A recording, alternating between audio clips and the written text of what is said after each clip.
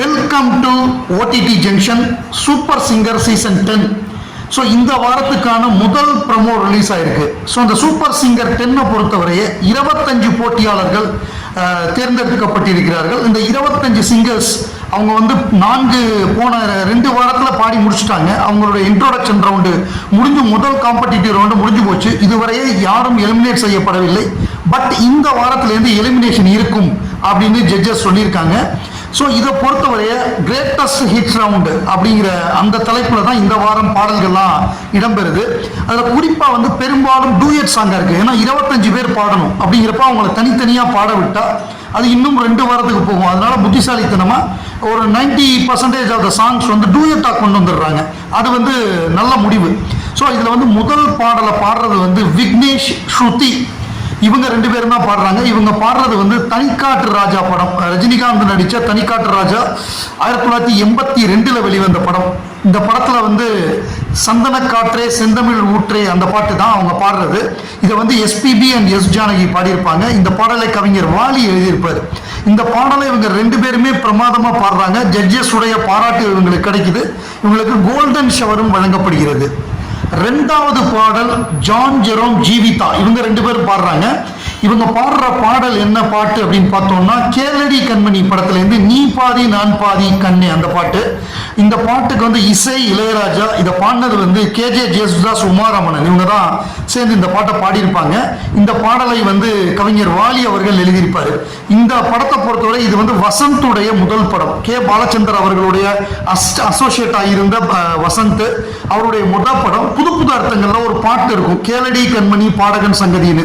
அந்த வரியை இன்ஸ்பிரேஷனாக வச்சு தான் இவர் வந்து இந்த கேளடி கண்மணி அப்படிங்கிற இந்த படத்தை எடுத்தார். இதில் எஸ்பிபி வந்து கதாநாயகனா மெயின் ரோல், அந்த கேரக்டர் ரோல் பிளே பண்ணியிருப்பாரு.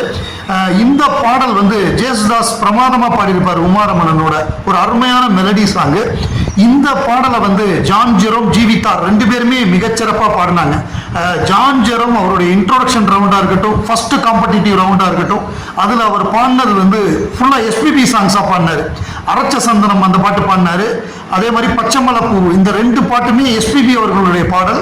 ஸோ இந்த தடவை ஒரு சர்ப்ரைஸாக என்னாச்சுன்னா ஜேசுதாஸ் பாட்டை பாடியிருக்காரு. அதே மாதிரி ஜீவிதா அவங்களுடைய குரலுக்காக பாராட்டு பெற்றவர்கள், திருவண்ணாமலையிலிருந்து ஜீவிதா, இவங்க 2 பேருமே பிரமாதமாக பாடுறாங்க. இவங்களுக்கு கோல்டன் ஷவர் வழங்கப்படுகிறது. 3வது டூயட் அப்படி என்னன்னு பார்த்தோம் அப்படின்னா புதுக்கவிதை திரைப்படம். புதுக்கவிதைங்கிறதும் ரஜினிகாந்த் நடித்த படம் தான். இந்த படத்துக்கு இசை இளையராஜா, அந்த ஹோல் ஆல்பம் எழுதினது வைரமுத்து அவர்கள். இது வந்து கவிதாலயோட படம் தான். கே பாலச்சந்தர் அவர்களுடைய சொந்த படம். டைரக்ட் பண்ணது எஸ்பி முத்துராமன். இந்த பாட்டு வந்து 2 வெர்ஷன் இருக்கு. அதாவது வெள்ளை புறா ஒன்று அப்படிங்கிற ஒரு டூயட் இருக்கு. அதே மாதிரி வெள்ளை புறா ஒன்று அதே பாட்டு வந்து காதல் தோல்வியில சோகமா பாடுறது. பெரிய கதாநாயகர்களுடைய படங்கள்லாம் இந்த மாதிரி இருக்கும். அதாவது பழைய நம்ம எம்ஜிஆரா இருக்கட்டும், சிவாஜியா இருக்கட்டும், ஜெமினி, கமல், ரஜினி, இந்த மாதிரி பெரிய கதாநாயகர்கள் அதே பாட்டை வந்து சந்தோஷமா பாடுவாங்க, பின்னாடி வந்து சோகமாகவும் பாடுவாங்க. இது நம்ம பார்த்துருக்கோம் பல படங்கள்ல. இந்த மாதிரி அந்த பாட்டு இந்த 2 முறை வரும். பட் இவங்க பாடுறது வந்து ஒரு சந்தோஷமா இருக்கக்கூடிய ஒரு ஹாப்பி டூயட் சாங்கு. வெள்ளை புறா ஒன்று கையில் அந்த ஜேசுதாஸ் பாடியிருப்பாரு. ஸோ இதை வந்து ரொம்ப பிரமாதமா பாடினாங்க 2 பேருமே. அவங்க வாய்ஸ் நல்லா இருக்கு, அவ்வளோ ஸ்வீட்டா இருக்கு. ஸோ அவங்களுக்கு கோல்டன் ஷவர் கிடைச்சது. சூப்பர் சிங்கர் 10 முதல் ப்ரமோல கடைசி பாடல் அப்படின்னு பார்த்தோம்னா அது பத்மஜா ஸ்ரீனிவாசன் பாடுறாங்க. அவங்க பாடுறது வந்து ஒரே நாள் உனை நான் நிலாவில் பார்த்தது. இது வந்து இளமை ஊஞ்சல் ஆடுகிறது படம். உலகநாயகன் கமல்ஹாசன், ரஜினிகாந்த் சேர்ந்து நடித்த படம் இது. இந்த படத்துக்கு வந்து இளையராஜா மியூசிக் பண்ணியிருப்பார். அதாவது டைரக்டர் ஸ்ரீதர்ங்கிறவர் மிகப்பெரிய ட்ரெண்ட் செட்டர், லெஜெண்ட். அதுக்கு முன்னாடி வரை அவர் எம்.எஸ். விஸ்வநாதனோட தான் வேலை பார்த்தாரு. முதல் முறையாக இந்த படத்துக்கு வந்து இளையராஜாவை மியூசிக் போட்டாரு. ஃபுல் ஆல்பம் வாலி தான் எழுதியிருப்பார், கவிஞர் வாலி.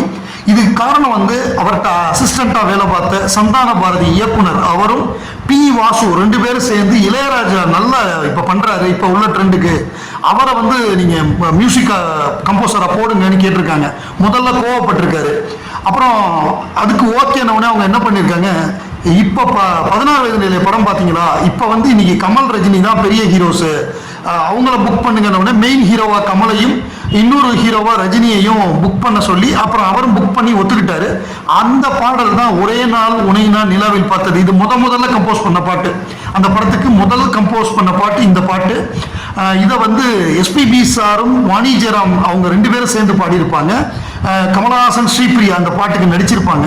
ஸோ பிரமாதமாக இருக்கும் இந்த பாட்டு. அவ்வளோ ஒரு அழகான மெலடி வந்து வாலி அவர்கள் சூப்பராக எழுதியிருப்பார். இந்த பாட்டை பத்மஜா ஸ்ரீனிவாசன் 2 பேர் பாடின டூயட் பாட்டை ஒரே ஆளாக பிரமாதமாக பாடி அவங்க கோல்டன் ஷவரையும் வாங்கியிருக்காங்க. இந்த நமக்கு ப்ரொமோல காமிச்சது எல்லாமே கோல்டன் ஷவர் சாங்ஸ் தான். தங்கமழை பொழிகிறது,